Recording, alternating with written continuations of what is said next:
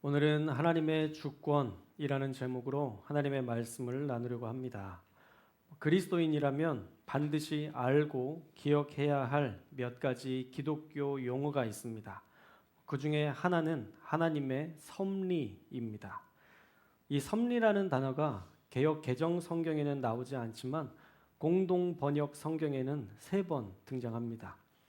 그 중에 빌레몬서 1장 15절 말씀에 보면 그가 잠시 동안 그대에게서 떨어져 있었던 것은 아마 그를 영원히 그대의 사람으로 만드시려는 하느님의 섭리인지도 모릅니다 라고 말씀하는데 여기에 섭리가 나옵니다.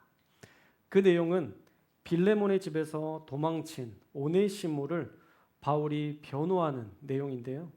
바울은 그가 잠시 너를 도망쳤지만 나를 다시 만나게 하신 이유가 어쩌면 너와 영원히 함께하게 하시려는 하나님의 섭리일 것이다 라고 조심스럽게 빌레몬을 달래고 있는 말씀입니다. 여기에 하나님의 섭리라는 단어를 썼습니다. 이 섭리라는 단어의 뜻은요, 철학사전으로 보면 세계와 인간의 운명, 세상에 돌아가는 모든 것들과 인간의 운명은 신의 예정했던 계획에 따라 진행되고 있다라는 것을 믿는 신앙이라고 설명하고 있습니다. 더 쉽게 설명하면 우리는 하나님의 시간표대로 살고 있다라고 이해할 수 있겠죠. 우리는 하나님의 시간표 안에서 하루하루를 살아갑니다. 그런데 특별한 일이 없을 때에는 괜찮은데 큰 일을 겪은 후에는 우리가 종종 하나님의 섭리에 대해서 의심하게 됩니다. 그 대표적인 예가 사랑하는 사람의 죽음이겠죠. 저도 아버지의 소천 때문에 많이 혼란스러운 시간을 보냈는데요. 왜 건강했던 아버지가 이렇게 갑작스럽게 가셔야 하는지에 대한 의문과 왜 기도해도 하나님은 들어주시지 않았을까에 대한 서운함이 교차되어 하나님께 대한 서운한 마음에 하나님의 섭리를 잠깐 의심하기도 했습니다. 그러나 이것은 하나님의 주권, 하나님의 다스리심을 인정하지 않는 어리석은 인간의 태도입니다. 제가 생각해 봤어요. 하나님의 주권을 왜 인정해야만 하는가? 첫째로 하나님이 이 세상을 만드셨으니 그분에게는 이 세상을 다스릴 통치권이 있습니다.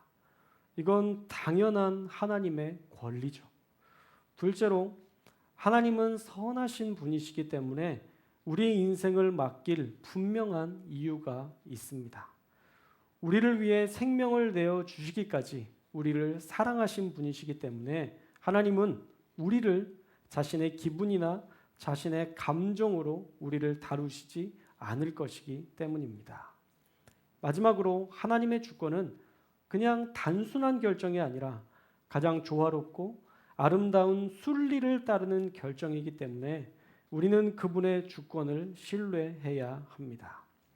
그래서 어떤 일을 겪더라도 우리는 이 두 가지, 우리는 하나님의 섭리 속에서 살아가고 있고 하나님의 주권 안에서 다스림을 받고 있다는 사실을 믿고 신뢰하며 그분의 인도대로 순종해야 합니다.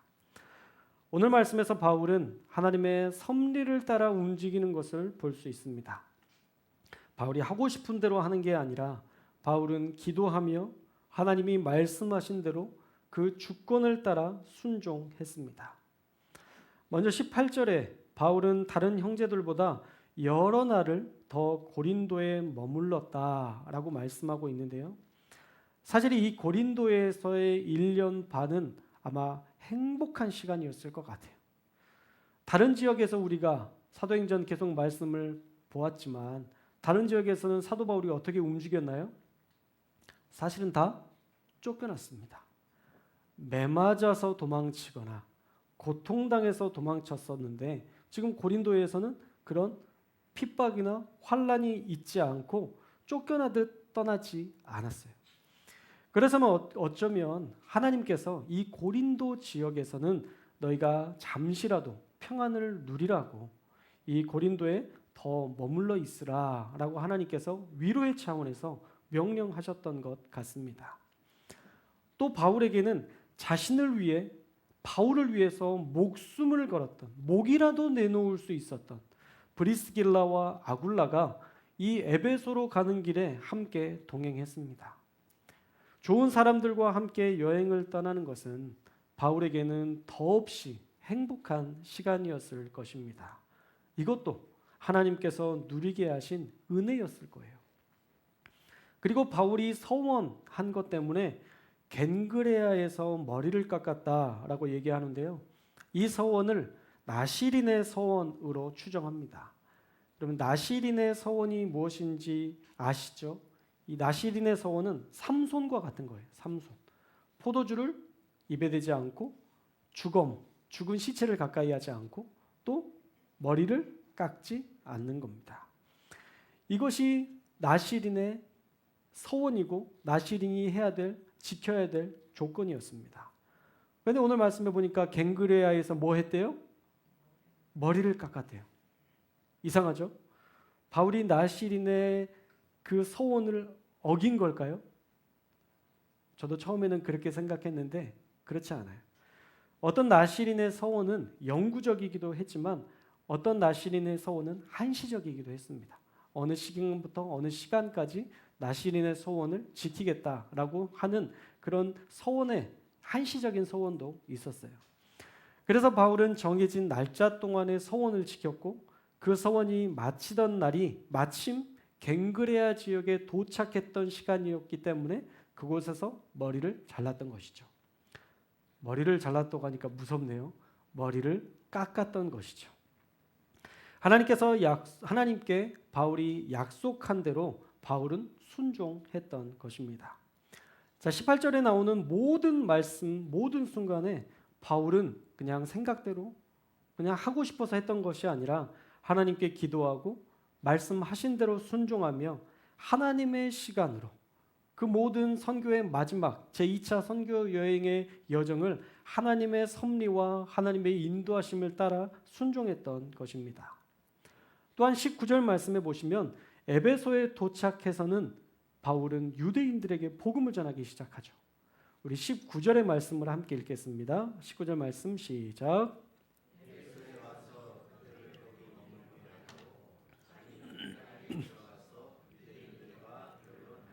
아멘. 자, 말씀해 보시면 에베소에 와서 그들을 거기 머물게 했다라고 얘기하는데 이 그들이 누구일까요? 브리스길라와 아굴라겠죠. 브리스길라와 아굴라는 지금 안식일이 되었기 때문에 거기에 머물게 합니다. 그런데 지금 바울은 회당에 들어가서 유대인들과 변론하고 있어요. 유대인들과 변론했다는 게 뭘까요? 말싸움했다고 생각하실 수 있지만 그렇지 않아요. 바로 복음을 전한 거예요. 유대인들이 믿지 않았던 그 예수 그리스도에 대한 복음을 바울은 또 그들에게 가서 복음을 전했다라는 것입니다. 여러분 지금 사도 바울이 엄청난 여행의 그 길들을 떠나고 있는 중이에요. 고린도에 머물렀다가 이제는 또 에베소로 떠나는 이 과정 중에 있는데 여러분 여독이라고 있잖아요. 제가 여행을 해보니까 여행도 건강한 사람이 할 수 있겠더라고요. 그죠? 체력이 있는 사람이 여행도 잘 할 수 있지. 제가 여행을 한번 작년이었죠. 작년 제주도 우리 목회자들 여행을 하는데 그 여행을 할 때 이제 가족들만 따로 여행을 할 수 있도록 배려를 해줘서 이 제주도에는 투어 패스라는 게 있어요. 투어 패스가 뭐냐면 한 150개에서 200개 정도 되는 그런 지역과 뭐 커피나 뭐 어떤 단체나 이게 예약을 함께 해서 하루에 15,000원 정도 내면 다 이용할 수 있어요. 그러니까 제주도 전체에 있는 모든 것들을 다 이용할 수 있어요. 뭐 이틀을 하려면 뭐 2배 정도 내면 되고 3일을 하려면 3배 정도. 그래서 이제 여행을 했어야 되는데 아깝잖아요, 이게. 바로 옆에 좀만 더 가면 뭔가를 볼 수 있고 할 수 있으니까 막 17군데인가를 다녔어요. 그러니까 힘들더라고요. 그러니까 여행을 한다는 거는 정말 힘든 일이고 지친 일인데 지금 사도 바울도 얼마나 힘들었겠어요. 에베소 지역까지. 뭐 특등석을 탔겠습니까? 배에서 앉는 자리가 좋았겠습니까? 아무것도 좋지 않은, 정말 좋지 않은 그 여행을 했었기 때문에 사실은 바울도 쉬고 싶었겠지만 바울은 브리스길라와 아굴라는 쉬게 하고 자기는 회당에 들어가서 또 복음을 전했다라는 거예요. 하나님을 전하려는 복음의 열정이 있었지만 그것보다 더 중요했던 것은 하나님께서 분명히 너 회당에 들어가서 복음을 전해라 라고 말씀하시는 그 하나님의 음성이 있었을 것이기 때문에 그 음성을 따라 순종했을 것입니다. 또 그렇게 열정적으로 복음을 전했기 때문에 나름의 그 전도의 열매도 나타납니다. 우리 20절 말씀을 함께 읽겠습니다. 20절 말씀 시작.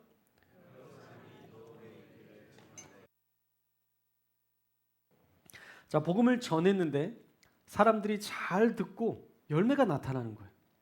유대인들이 예수 그리스도를 믿기 시작한 겁니다. 자, 여러분들 같으면 그곳에 더 복음을 전하고 싶으세요? 아니면 그냥 떠나고 싶으세요? 복음을 전했는데 열매가 나타나니까 복음을 전하고 싶죠. 거기에 눌러앉고 싶죠. 그런데 바울은요, 그들이 더 우리와 함께 있자라고 요청하는 일에 거절합니다. 우리 21절의 말씀도 함께 읽겠습니다. 21절 말씀 시작. 작별하여 이르되 만일 하나님의 뜻이면 너희에게 돌아오리라 하고 배를 타고 에베소를 떠나. 아멘. 자, 작별하면서 뭐라고 이야기했나요? 만일 하나님의 뜻이면 너희에게 돌아오리라.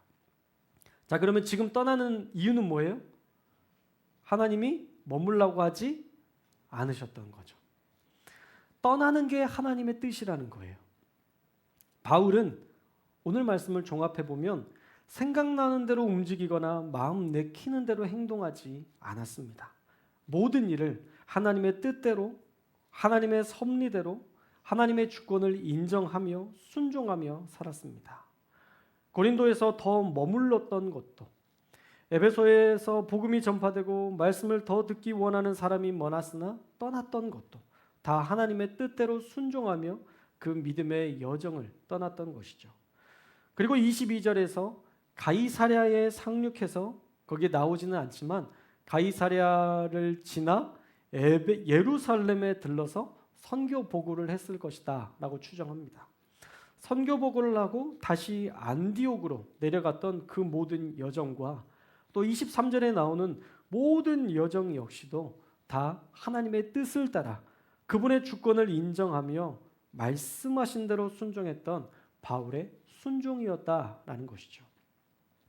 그렇게 바울은 철저하게 하나님의 주권을 인정하며 자신의 선교의 여정을 하나님과 동행했습니다. 오늘 사는 우리에게도 그런 하나님의 주권을 인정하는 순종과 하나님의 섭리를 신뢰하는 아름다운 믿음이 필요합니다. 사실 아버지가 건강하게 회복되는 게 가장 아름다운 믿음의 시나리오일 것 같았는데 아버지께서 떠나시고 보니 더 아름다운 시나리오가 우리에게 준비되어 있다는 것을 알았습니다. 살면서 무흠하셨던, 한 번도 가족들에게 흠이 잡힐 일을 하시지 않았고 한 번도 우리에게 책 잡힐 일이 없으셨던 무흠한 멋있는 아버지셨는데 그 마지막도 멋있었습니다. 50년 넘게 교회 생활을, 결혼 생활을 이어가시면서 실수 한 번 하지 않으셨던 아버지셨고 교회에서 직분을 받은 후에 평생을 구역 강사로 섬기셨던 아버지셨고 50개 개척교회를 섬기시면서 그분들이 1분씩만 너희들을 위해서 기도해 준다면 너희들의 목회가 성공할 것이라는 믿음으로 기쁨으로 교회를 섬기셨던 헌신적인 아버지셨습니다.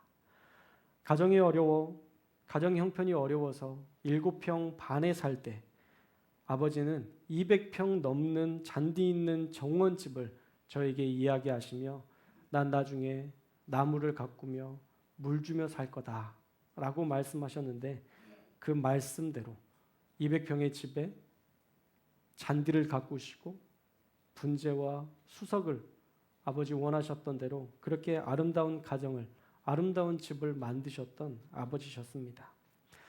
무장공비 침투작전에서 혁혁한 공을 세우시고 화랑무공훈장을 받으신 멋있는 아버지셨습니다.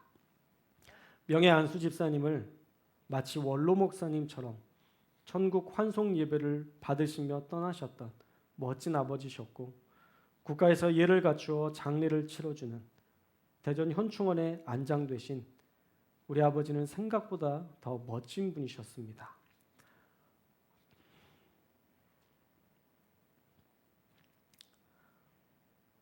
아버지께서 돌아가신 후에 집 창고를 정리하다가 한켠에서 현금 다발을 발견했는데, 아버지께서 혹시 모를 죽음을 대비해서 먹을 것 안 먹고 아끼시며 쓸 것 못 쓰며 모아두신 어머니를 위한 비상금을 준비하셨던 그런 가정밖에 모르는 아버지셨습니다.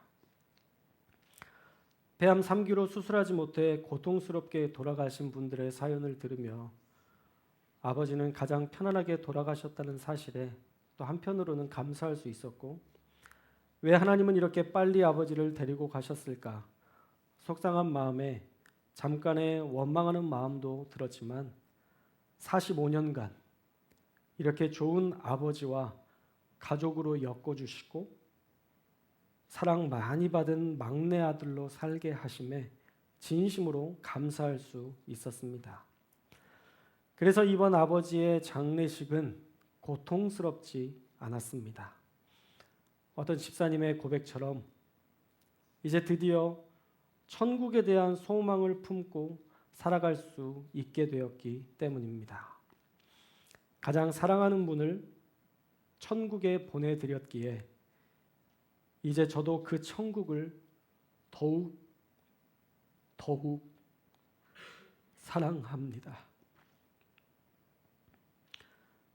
그리고 우리를 위해 자기 아들을 내어주신 예수님의 사랑 안에 있는 우리에게 하신 하나님의 모든 일은 선하고 아름답다는 것을 믿습니다.